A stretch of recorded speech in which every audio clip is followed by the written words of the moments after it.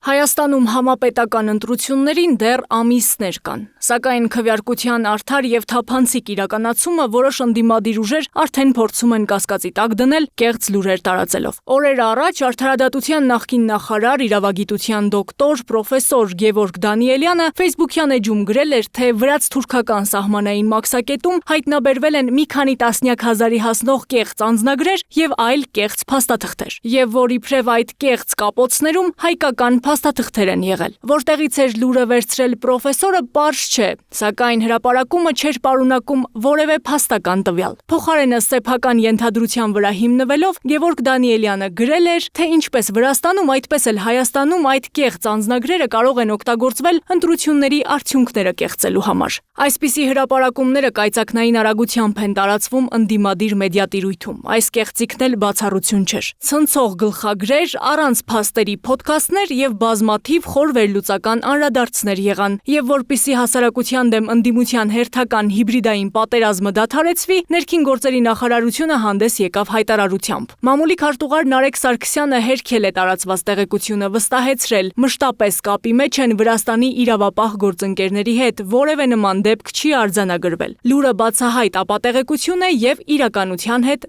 որևէ աղերս չունի։ Կեղծ լուրերով հասարակությանը մոլորեցնելու մարտավարությանն անդրադարձել է նաև վարչապետ Նիկոլ Փաշինյանը։ Ապատեղեկություններով կառավարության դեմ բացասական տրամադրություններ գեներացվում են ամբողջ աշխարհում։ Եվրոպական երկրներում կեղծ լուրեր տարածողներն այնքան լուրջ են վերաբերվում հարցին, որ անգամ սոցիալական հարցումներ են անցկացնում, նշել է վարչապետը։ Եվրոպական քաղաքական համայնքի Կոպենհագենի գագաթաժողովի ժամանակ երկրներից մեկի ղեկավարը հանդես եկավ զեկույցով այն մասին, որ իրենց երկրում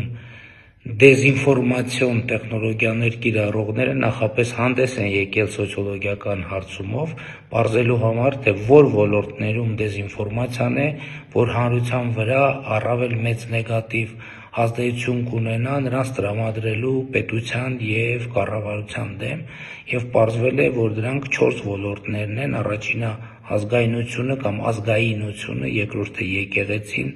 երրորդը առողջապահությունը եւ դրա այլընտրանքային մեթոդները եւ չորրորդը դավադրությունները։ Ինձ թվում է